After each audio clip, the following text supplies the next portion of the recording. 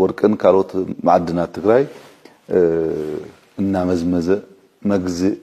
አጽዋር ይግብረሉ እዚ ኃይል እዚ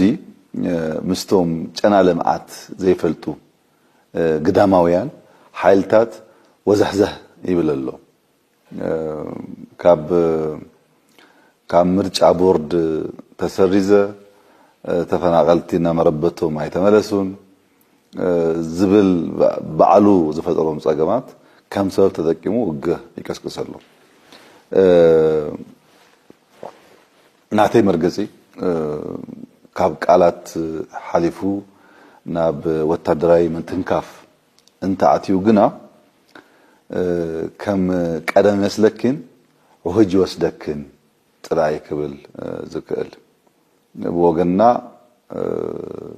በፍጹም ብስር ኣብ ትግራይ ዝጅመር ውግ ከም ዘይሎ ከረጋግጽ ደሊ ኣብ ትግራይ ዳግም ውግ ናይ መጅማር ድሌት ይኩን ፈተና ይኩን ሐሳብ ከም ዘይብልና ህዝብና ክፈልጥ ኣለዎ